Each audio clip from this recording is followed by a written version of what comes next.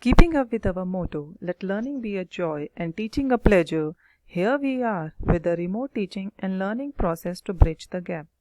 Happy learning to all students.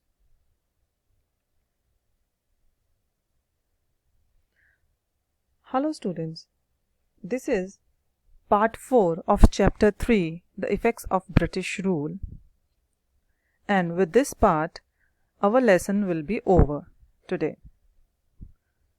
So today we will cover these topics: development in transport and communication system, decline of traditional industries in India, development of new industries in India, social and cultural effects. So let's begin with development in transport and communication system in India. As we know that transport is an important infrastructure for the development of any country. Without proper means of transport and communication, it may not be possible for any government to administration a vast country like India. And to increase the trade and convenience of administration, the British developed modern facilities like transport and communication in India. In 1853, first train ran on the route of Mumbai to Thane. In the same year, British started telegraph system in India. This is a telegraphic machine through which the messages were sent to the different places. Due to it, all cities and military stations got connected to one another. This telegraph system gave inspiration for the invention of telephone. Similarly, the British also started the postal service in India. The General Post Office, Mumbai, is the largest post office in India. Due to all these developments, there was a long-term impact on social life of Indians. It increased the sense of unity among them, as people can have regular contacts with each other by going from one place to another place. And they also started going from one place to another for getting education and for the employment. Next is decline of traditional industries. So this is a negative effect of British rule in India. The British government, these are some of the examples of the small scale industries of India. The British government obtained huge taxes on goods export from India to England. So this tax was going to the British, and this also sold the Indian goods on high rates in the Western market and increased their income. But what was the result? Slowly, because of high rates, the export decreased.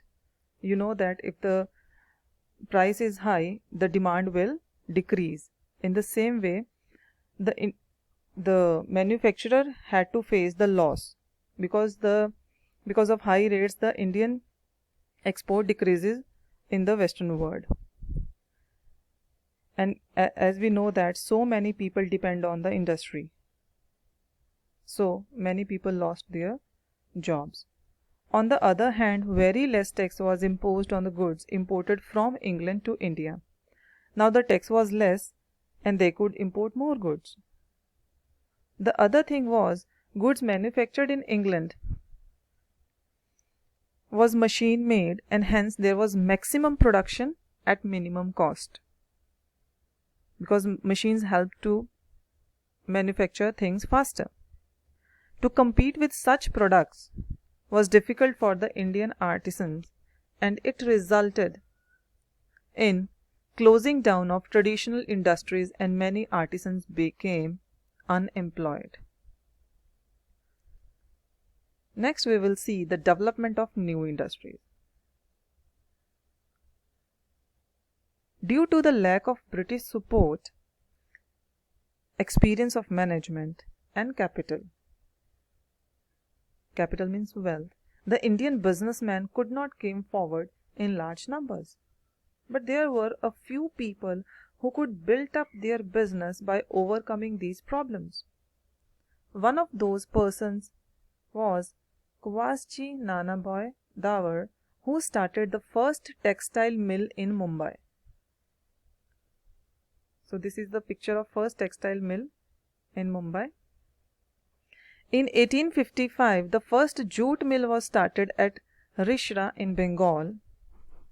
In 1907, Jamshedji Tata established the Tata Iron and Steel Company at Jamshedpur. This is Jamshedji Tata. And gradually coal, metals, sugar, cement and chemical industries were started in India.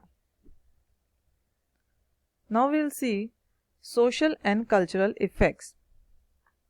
Till now we have seen the effects of British rule on political and economic life. Let's see some social and cultural effects. In 19th century Europe, a new era took shape on the basis of values like humanitarianism, democracy, nationalism and liberalism, etc. This change in the West affected India also. British had to understand the Indian society, and for this they started studying the tradition, history, literature as well as music, flora and fauna of India. With this, in 1784, Sir William Jones, an English officer, established the Asiatic Society of Bengal at Kolkata. Now what is this society? It was a unique institution. Its aim was to organize, initiate and promote researches in humanities and science in Asia. There is a huge library in this institution and has a collection of old manuscripts of India. Next, Max Muller, a German thinker, was a great scholar of Indian religion, language and history. Now Indians saw that people from the West are showing so much interest in their religion, language, history and tradition, and they also got inspired and started studying about Indian history and tradition. The British also introduced many laws in India. In 1829, Lord William Bentinck passed the Sati Prohibition Bill.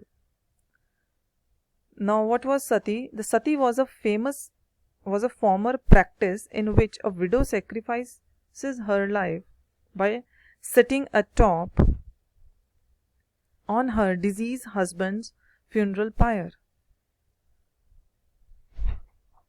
And in 1856, Lord Dalhousie passed the Widow Remarriage Act. These acts brought social reforms in Indian society.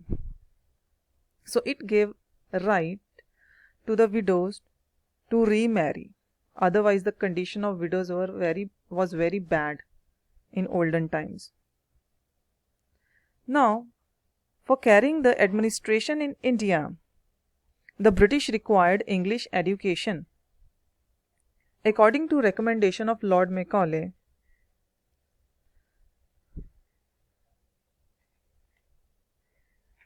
education started being imparted in India in English language. Through new education, Indians were introduced to Western thoughts, modern reforms, science and technology. In 1857, universities were established at Mumbai, Kolkata and Madras. You must have seen Mumbai University building if you have ever visited to South Mumbai. So many Indians got this Western education and helped to lead the social reform movements in India and brought change in Indian society. For example, Ishwar Chandra Vidyasagar was in favor of widow remarriage and ran many campaigns for this. Raja Ram Mohan Roy played an important role in abolishing the social evils of sati and child marriage in India. So in this way we can see the positive as well as the negative effects of British rule in India. So That's all for today. So now this chapter is over. Thank you so much. Go through this PPT and we will discuss in our doubt clearing sessions. Thank you.